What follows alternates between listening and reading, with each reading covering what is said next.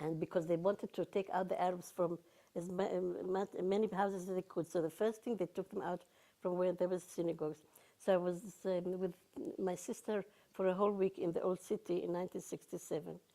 What happened was, when we came back, there were 30 um, Arab families living in our house. You saw the house, the whole building, but a third was, it was still, there was another branch in the house, but during the War of Liberation it was bombed.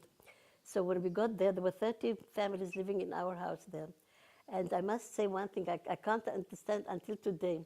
Instead of being happy that I came home, it was a sort of mingled mixture, because I felt terribly sorry, because they all started crying. Where would they go? Because they were kicked out of the house.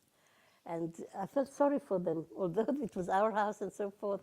I really felt sorry for them. I told them I'm sure they will be looked after.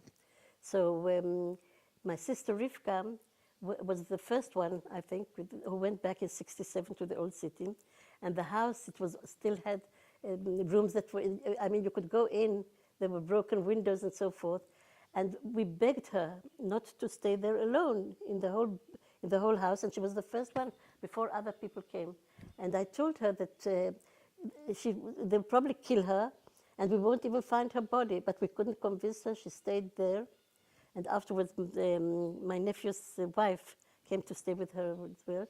And she was the first one that came back to the old city in 1967. And then, of course, as I said, we went, before they opened the gates, we were asked to come out and show them where there were synagogues. And it was a mixed feeling, you know. It was a terrible feeling when the old city fell. That was the most terrible time. But we held out for 6 months, from November till May, and we had a lot of casualties, lots of people, and I knew every single person, one of them. I knew personally. So it was a terrible time for me, but I kept, everybody said, how could I keep on smiling all the time? But I knew that if I cried or something, it would affect the wounded soldiers and so forth. So I always kept a smile on my face. And afterwards we went out, I volunteered to go out with the prisoners of war. And when I came back, we couldn't go back to the old city. It was in Jordanian hands until '67. What was life like when in Jordan I must say, everybody was afraid that the Jordanians would kill us. And I kept repeating that they won't touch us. And they didn't touch us. They took the people of the old city to Mafraq, because from Mafraq they also had people from Gush Etzion, and I think they had 1 or 2 from Naharaim. But the wounded ones they took to Amman. So we stayed in Amman, and slowly the wounded ones got healed. So when they took them to Mafraq, and they also took my parents, my father, and my mother got a stroke, so they took her on a stretcher. And my sister, not Rivka, between Rivka and me there was another sister who was a year older than me. They took her as well, and my 2 little sisters of 8 and 10. They were taken prisoners of war. So my family was staying upstairs, and I was with the wounded soldiers downstairs. But when they transferred all the wounded ones that were healed to Mafraq, they were going to transfer my parents and the children to Israel. So my father told me that there was no point in my going to volunteer now to go to Mafraq, because there they had a medical team and so forth. He said in Jerusalem the war was still on. He said, I'm sure that you'll have some work to do there and come back with us. So I came back with them. And the war was still on, and I worked in Hadassah in the surgical department. And then I became head nurse of the pediatric department. And in 1954, I was sent to London to study about premature units and opened up the first premature unit in the country. So that's more or less. And then my daughter was born, and we moved to Beilinson.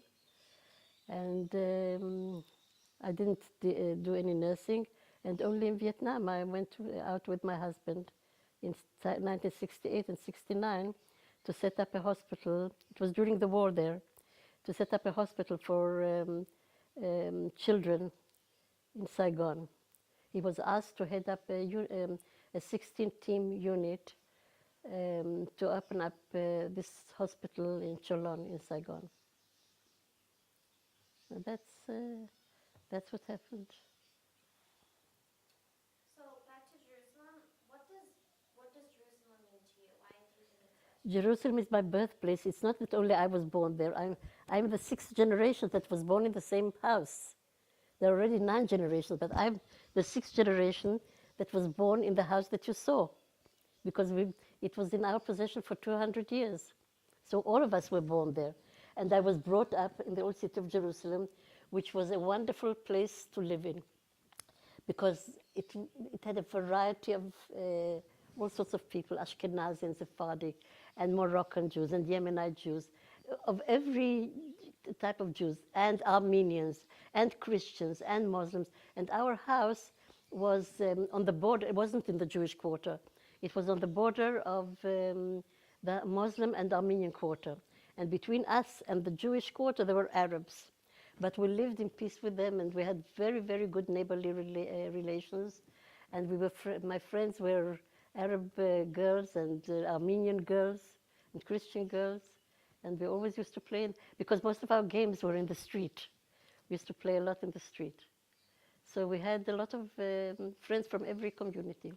And in the old city as well, what was wonderful, that although the people from all over the world, and from all over, all Jewish communities, as I said, Yemenites and Sephardic and Persians and Iranians, it's now called, and so forth. And we lived in harmony with all of them.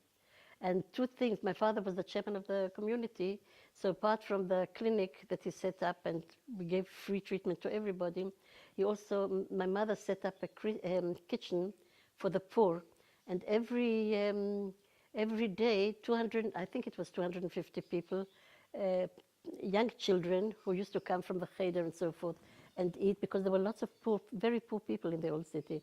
And then old people used to come, and my mother every morning would get up at 4 o'clock and go there and prepare soup and all sorts of things, with help, of course. And if I remember correctly, about 250 people ate there every day. And until and during the siege as well. Afterwards, the whole city fell. And during the war, the siege, we somehow managed. The British would bring in, every couple of days, they would bring in food, and we tried to do the maximum we could. And as I said before, there were many men that remained in the new city, and their wives and children remained in the old city. And then when the war started, we were shelled day and night. And house after house fell into the hands of the... at the beginning, there were the irregular Arabs from Yemen and from Iraq and from all sorts. It was terrible. But I think it was on the 17th, the Jordanian army came in, and things changed for the best. And we were lucky to be taken prisoner by them, and not by the Syrians or even the Egyptians, or certainly not by the local ones. And what has happened, I don't know whether you heard the story of Dir Yassin. Dir Yassin was an Arab village on the outskirts of Jerusalem, and the underground boys slaughtered there a lot of Arabs. And they fled from the village, and they came to the old city. And they kept crying all the time.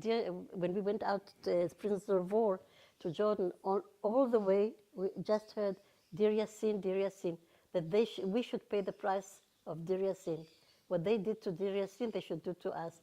And the Jordanians fired into the crowd and let us through, so that none of us was hurt during our way to Jordan. So we were very, very lucky. We could have all been slaughtered easily, because apart from this, it was a very difficult time during the war, because they were standing on the Mount of Olives, and we were in the old city lower down, and they shelled us day and night, and house after house fell. Our house fell on the 17th already, and street after street until we were only in one place. It was a terrible war, and so many got killed and injured. And what is interesting, from all sorts of areas in Israel, they evacuated children and so forth, but they didn't evacuate any of us, not even the children. So there were children who got killed and women got killed and so forth. It was a terrible war. Didn't the Palmach sneak in at one point? I beg your pardon? Didn't the Palmach sneak into the old city at one So point? at one time, it was after a long time, it was already almost near the end of the war, the Palmach came in, but, they brought in, I'll soon tell you about the people that they brought in. The Palmach came in and was immediately ordered to go out. They didn't even stay one night. They came through Zion gates, broke in, and were immediately asked to leave, but they left a few fighters to help our fighters because there were very few of them. And these fighters, 8 of them, the first night, they had ulcers, duodenal ulcers, and we had to treat them, 8 of them. 8 of them were only children. And they were cheated. They were told that they were just bringing some medical equipment to the old city, but they were locked in. So they were only children. Quite a few of them got killed, and the others we had to treat them in hospital because they immediately got attacks on this. So this was the help that